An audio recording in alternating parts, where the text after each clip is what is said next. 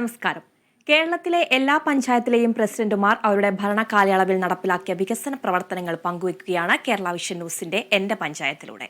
ഇന്ന് നമ്മളോടൊപ്പം അതിഥികളായി ചേരുന്നത് എറണാകുളം ജില്ലയിലെ Sreemoolam Nagaram panchayat president V M Shamsuddin, Malappuram ജില്ലയിലെ മൊറയൂർ പഞ്ചായത്ത് പ്രസിഡന്റ് പൊറ്റമ്മൽ സുനീറ എന്നിവരാണ്.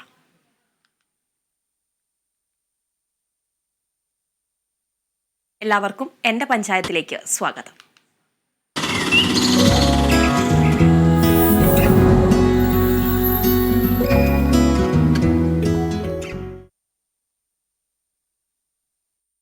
ഇന്ന് നമ്മൾ ആദ്യം പോകുന്നത് എറണാകുളം ജില്ലയിലെ ശ്രീമൂല നഗരം പഞ്ചായത്തിന്റെ വികസന പ്രവർത്തനങ്ങളിലേക്കാണ്. പ്രസിഡന്റ് വി എം ഷംസുദ്ദീൻ ഉണ്ട്. നമസ്കാരം ശ്രീ ഷംസുദ്ദീൻ. ശ്രീമൂല നഗരം പഞ്ചായത്ത് ഒരു കാർഷിക മേഖലയാണ്. തിരുവൈരാണിക്കുളം ക്ഷേത്രം സ്ഥിതി ചെയ്യുന്നത് ഈ പഞ്ചായത്തിലാണ്. അതുപോലെ തന്നെ എടുത്തു പറയേണ്ടത് ആരോഗ്യ മേഖലയ്ക്ക് പ്രത്യേക ഊന്നൽ നൽകിയുള്ള പ്രവർത്തനങ്ങളാണ് പഞ്ചായത്ത് നടപ്പിലാക്കുന്നത്. വിവിധ മെഡിക്കൽ ക്യാമ്പുകൾ അടക്കം നടപ്പിലാക്കുന്ന ഒരു പഞ്ചായത്ത് കൂടിയാണ്. ആരോഗ്യ മേഖലയിൽ ഇത്തരം വികസന പ്രവർത്തനങ്ങൾ നടത്താൻ എങ്ങനെയാണ് സാധിക്കുന്നത്? തീർച്ചയായിട്ടും നമ്മളെ സംബന്ധിച്ചിടത്തോളം ആരോഗ്യ മേഖല വളരെയധികം പ്രാധാന്യം അർഹിക്കുന്നതാണ് എന്നുള്ളത് കൊണ്ട് ഇപ്പോൾ നമ്മളെ സംബന്ധിച്ചിടത്തോളം നമ്മളുടെ പഞ്ചായത്തിൽ ആയുർവേദം, അതേപോലെ അലോപ്പതി, ഹോമിയോ, ഇത് മൂന്നും കൂടി ഒരു കുടക്കീഴിൽ നിൽക്കുന്ന ഏതാനും ചുരുക്കം പഞ്ചായത്തുകളിൽപ്പെട്ട ഒരു പഞ്ചായത്താണ് നമ്മളുടേത്. അത് കേരളത്തിൽ ഏറ്റവും ആദ്യമായിട്ട് ഉമ്മൻചാണ്ടി മുഖ്യമന്ത്രി ആയിരുന്നപ്പോൾ പ്രഖ്യാപനം നടത്തി ഉദ്ഘാടനം ചെയ്തിട്ടുള്ളതാണ് ഈ പറയുന്ന കുടുംബാരോഗ്യ കേന്ദ്രം. അതില് ഇപ്പൊ നമ്മെ സംബന്ധിച്ചിടത്തോളം ഇപ്പോ ഹോസ്പിറ്റലിന് വേണ്ടിയിട്ട് പഴയ ഒരു ബിൽഡിംഗ് സമുച്ചയമാണ് നിലവിലുള്ളത്. അത് നമ്മൾ പുതുക്കി പണിയുന്നതിന് വേണ്ടിയിട്ട് ഈ വർഷം 2 കോടിയോളം രൂപ നമ്മൾ MLA ആസ്തി വികസന ഫണ്ടിൽ നിന്നും അദ്ദേഹവുമായി സംസാരിച്ച്, ആലുവ MLA ശ്രീ അൻവർ സാദത്താണ് ഞങ്ങളുടെ MLA. അപ്പൊ അദ്ദേഹത്തോട് സംസാരിച്ച് ഏകദേശം ധാരണയിൽ എത്തി നിൽക്കുകയാണ്. അതേപോലെ തന്നെ ഇപ്പോ മറ്റ് പഞ്ചകർമ്മ, അതേപോലെ ഫിസിയോതെറാപ്പി, അതേപോലെ മറ്റുള്ള എല്ലാ രീതിയിലുള്ള പ്രവർത്തനങ്ങളും നമ്മൾ ഈ പറയുന്നത് പോലെ ഹോമിയോയിലും അതേപോലെ ആയുർവേദത്തിലും അലോപ്പതിയിലും നമ്മൾ നടപ്പിലാക്കി വരികയാണ്. അലോപ്പതിയെ സംബന്ധിച്ചിടത്തോളം നമ്മൾക്ക് അവിടെ ഇപ്പോ പൂർണ്ണമായിട്ടും ക്ഷയരോഗ നിർമ്മാർജ്ജനത്തിന് വേണ്ടിയിട്ടുള്ള പ്രവർത്തനങ്ങൾ ഈ കഴിഞ്ഞ ദിവസങ്ങളിലെല്ലാം തന്നെ നമ്മൾ നടത്തുകയുണ്ടായി. അത് കേരളത്തിൽ നിന്നും ക്ഷയരോഗത്തെ വിമുക്തമാക്കുക എന്ന് പറഞ്ഞതുപോലെ തന്നെ ക്ഷയരോഗ വിമുക്ത പഞ്ചായത്തായിട്ട് പ്രഖ്യാപിക്കുവാൻ വേണ്ടിയിട്ടുള്ള ഒരു പ്രവർത്തനങ്ങളുമായിട്ട് ഞങ്ങൾ മുന്നോട്ട് പോവുകയാണ്. അതിന് ഇപ്പൊ ഈ പറഞ്ഞതുപോലെ ചുരുക്കം ചില പഞ്ചായത്തുകളിലാണ് അത് ടെസ്റ്റ് ചെയ്യുന്നതിനും കഫം ടെസ്റ്റ് ചെയ്യുന്നതിനും ഒക്കെ ആയിട്ടുള്ള ആധുനിക രീതിയിലുള്ള മെഷീനറീസ് സ്ഥാപിച്ചിട്ടുള്ളത്. അതിപ്പോ നമ്മൾ ഈ അടുത്ത് തന്നെ നമ്മളുടെ പഞ്ചായത്തിൽ അത് സ്ഥാപിക്കപ്പെട്ടിട്ടുണ്ട്. ഈ പറയുന്ന കുടുംബാരോഗ്യ കേന്ദ്രത്തിൽ സ്ഥാപിച്ചിട്ടുണ്ട്. അതേപോലെ തന്നെ തൈറോയിഡ് മെഷീൻ സ്ഥാപിച്ചിട്ടുണ്ട്. ഇപ്പോൾ മിക്കവാറും ഒരു 150-ലധികം ആളുകൾ അലോപ്പതി വിഭാഗത്തിൽ മാത്രം വരുന്നുണ്ട്.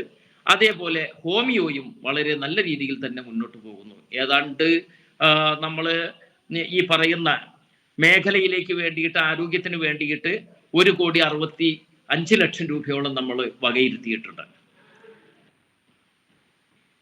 തീർച്ചയായിട്ടും ആരോഗ്യ മേഖലയ്ക്ക് പ്രത്യേകമായിട്ടുള്ള ഊന്നൽ നൽകിയിട്ടുള്ള വികസന പ്രവർത്തനങ്ങളാണ് പഞ്ചായത്ത് നടപ്പിലാക്കുന്നത്.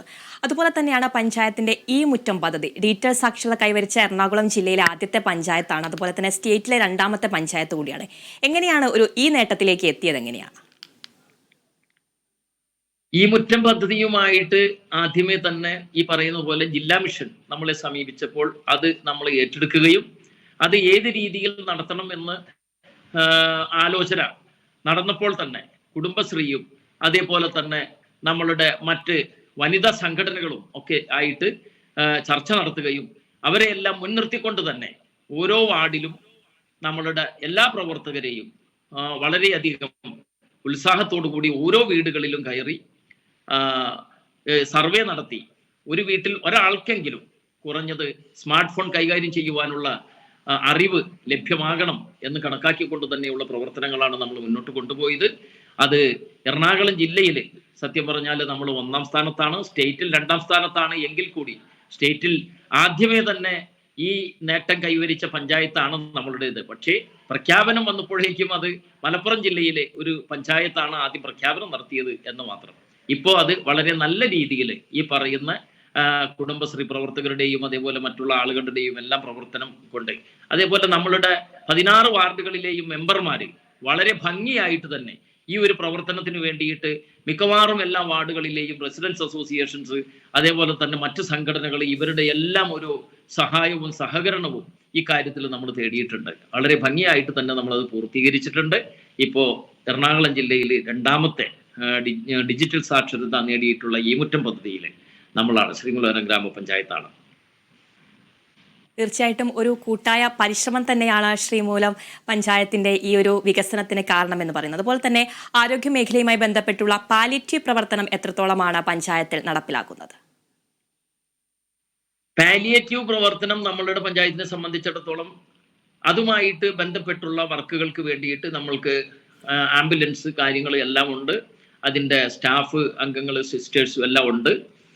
ഇപ്പോൾ വളരെ ഭംഗിയായിട്ട് തന്നെ പഞ്ചായത്തിന്റെ വിവിധ പ്രദേശങ്ങളിലുള്ള ഈ 16 വാർഡുകളാണ് നമ്മൾക്കുള്ളത്. 16 വാർഡുകളിലെയും ഏതാണ്ട് 160ഓളം രോഗികളെ ഇപ്പൊ ദിനേന എന്നോണം, അത് എങ്ങനെ വന്നാലും 1-2 ദിവസം ഗ്യാപ്പ് വെച്ചുകൊണ്ട് ഈ എല്ലാവരുടെയും വീട്ടിൽ സന്ദർശനം നടത്തുകയും അവരുടെ എല്ലാ ഈ പറയുന്നത് പോലെ രോഗ അവസ്ഥകളും കാര്യങ്ങളും എല്ലാം മനസ്സിലാക്കി മുന്നോട്ട് പോവുകയും അവർക്ക് വേണ്ടുന്ന എന്തെങ്കിലും സഹായ സഹകരണങ്ങൾ വേണമെങ്കിൽ അത് ഉൾപ്പെടെ നമ്മൾ എത്തിച്ചു കൊടുക്കുന്നുണ്ട്. എന്ന് പറഞ്ഞാൽ ഇപ്പൊ വീൽ ചെയർ, അതല്ലെങ്കിൽ അതേപോലെ ഇപ്പൊ വാക്കറോ, അങ്ങനെ അതല്ലെങ്കിൽ മറ്റേ വാട്ടർ ബെഡ്, അങ്ങനെ എന്ത് വേണമെങ്കിലും എല്ലാം നമ്മൾ സജ്ജീകരിച്ചിട്ടുണ്ട്. ഈ പറയുന്ന സംഗതികളെല്ലാം തന്നെ അവർ ആവശ്യപ്പെടുമ്പോൾ നമ്മൾ അവരുടെ വീടുകളിലേക്ക് എത്തിച്ചു കൊടുക്കുകയാണ്. ഇപ്പൊ ഈ അടുത്ത ദിവസങ്ങളിൽ തന്നെ നമ്മൾ അവരുമായിട്ട് ബന്ധപ്പെട്ട് 160ഓളം കുടുംബങ്ങളിലെയും കുടുംബാംഗങ്ങളെ ഉൾപ്പെടുത്തിക്കൊണ്ട് ഒരു കുടുംബ സംഗമം തന്നെ നമ്മൾ നടത്തി. അപ്പൊ ആ സംഗമത്തിൽ നമ്മൾ ഇവർക്ക് വേണ്ടുന്ന ഭക്ഷണ പദാർത്ഥങ്ങൾ ഉൾപ്പെടെയുള്ള കാര്യങ്ങൾക്ക് വേണ്ടുന്ന കിറ്റുകൾ വിതരണം ചെയ്തു.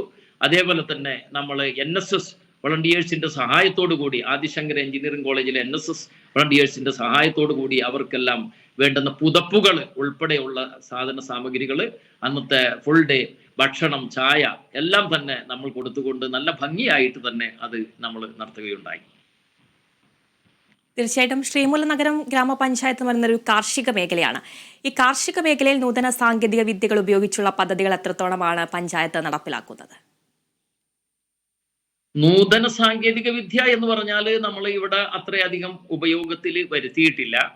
കാരണം ഓൾ ഓവർ എടുത്താൽ നമ്മൾ ഇപ്പോൾ ഒരു കാർഷിക മേഖല എന്ന് മാത്രം പറയാൻ പറ്റില്ല. പക്ഷെ ആ മേഖലയിലേക്ക് വേണ്ടുന്ന ഏത് രീതിയിലുള്ള സഹായവും നമ്മളിപ്പോൾ ചെയ്തു വരികയാണ്.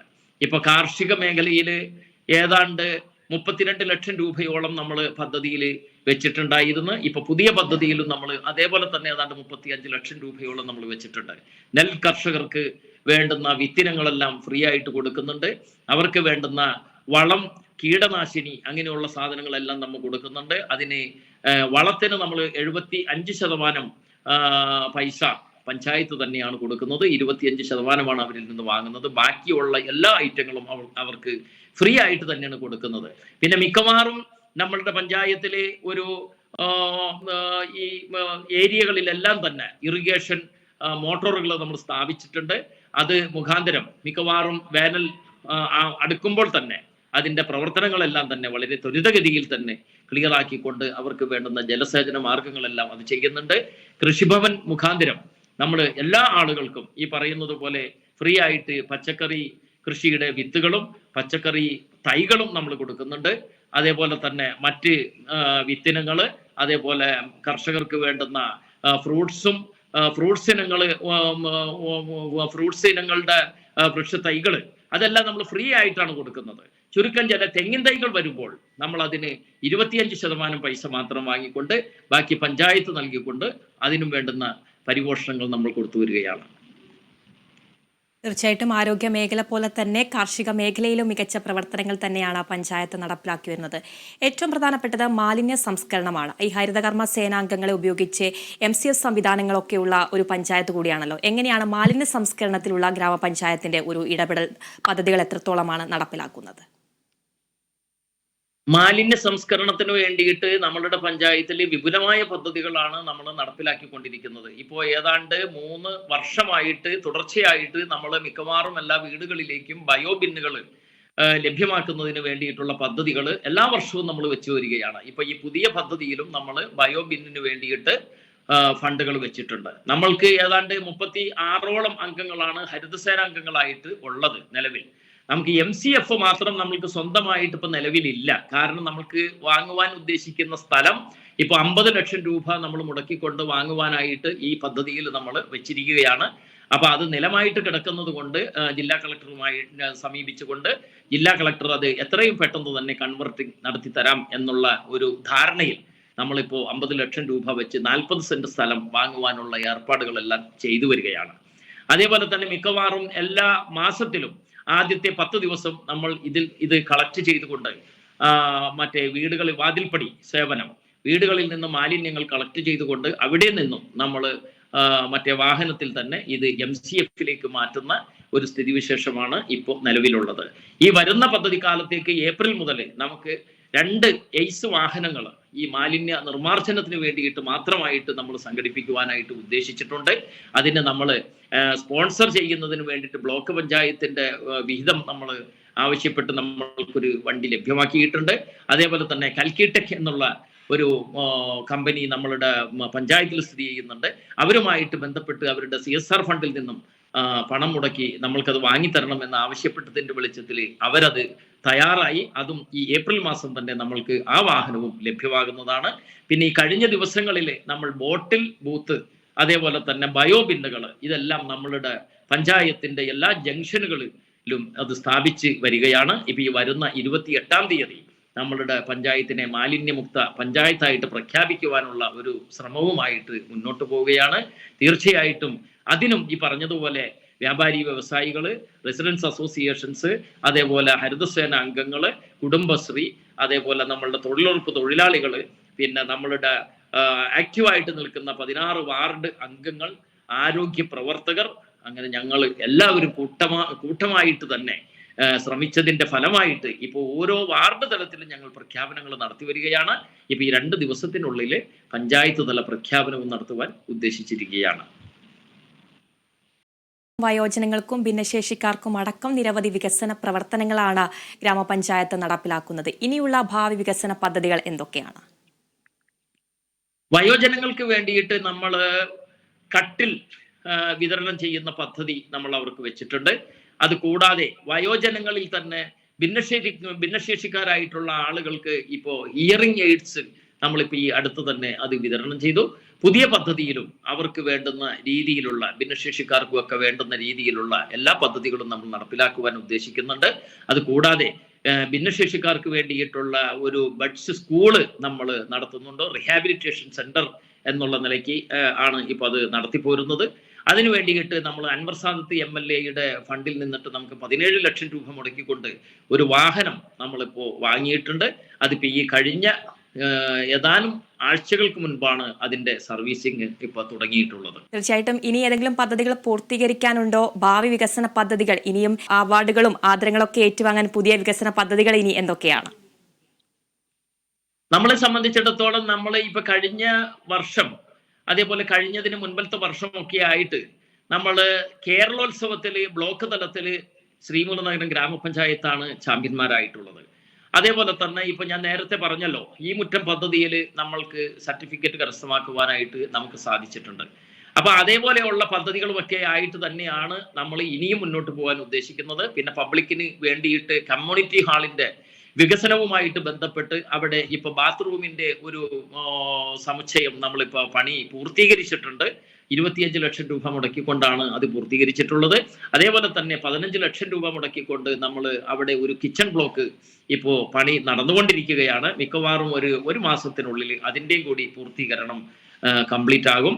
അത് കൂടാതെ 30 ലക്ഷം രൂപ ഇപ്പൊ പുതിയ പദ്ധതി കാലത്തേക്ക് വേണ്ടിയിട്ട് ഈ കമ്മ്യൂണിറ്റി ഹാളിന് തന്നെ അതിന്റെ ഇന്റീരിയർ ഡെക്കറേഷൻ പോലെയുള്ള കാര്യങ്ങൾക്കും ഇലക്ട്രിക്കൽ വർക്കിനും വേണ്ടിയിട്ട് നമ്മളിപ്പോൾ മാറ്റിവെച്ചിട്ടുണ്ട്. അതെല്ലാം ഇപ്പൊ ഈ ദിവസങ്ങളിൽ നടക്കേണ്ടുന്ന കാര്യങ്ങളാണ്. അതേപോലെ തന്നെ ഞങ്ങളുടെ തെക്കൻ ഭാഗങ്ങളിലുള്ള വാർഡുകളിൽ നിന്നും വരുന്ന ആളുകൾക്ക് ഈ പറയുന്ന ആരോഗ്യ കേന്ദ്രങ്ങളിലേക്ക് 3 ഹോസ്പിറ്റലിലേക്കും വരെ ഒറ്റ കോമ്പൗണ്ടിലാണ്. അപ്പൊ അതിലേക്ക് വരുന്നതിന് വേണ്ടുന്ന ഒരു ഗേറ്റിംഗ്, ഒരു മറ്റേ മാർഗം ഇപ്പൊ നേരെ ഫ്രണ്ടിലൂടെയാണ് അത് ഉള്ളത്. അത് ബാക്ക് സൈഡിൽ കൂടി ഒരു ഗേറ്റ് സ്ഥാപിച്ചത് കൊണ്ട് ആ ഭാഗങ്ങളിലുള്ള വാർഡുകളിലെ ജനങ്ങൾക്ക് ഉപകാരപ്രദമാകുന്ന രീതിയിലുള്ള ഒരു പ്രവർത്തനം കൂടി നടത്തുവാനായിട്ട് ഉദ്ദേശിക്കുന്നുണ്ട്. തീർച്ചയായിട്ടും എല്ലാ ഭാവി വികസന പ്രവർത്തനങ്ങളും യാഥാർത്ഥ്യമാകട്ടെ എന്ന് ആശംസിക്കുന്നു. എറണാകുളം ജില്ലയിലെ ശ്രീമൂല നഗരം പഞ്ചായത്തിലെ വികസന പ്രവർത്തനങ്ങളാണ് പഞ്ചായത്ത് പ്രസിഡന്റ് പങ്കുവച്ചത്. നന്ദി ശ്രീ ഷംസുദ്ദീൻ.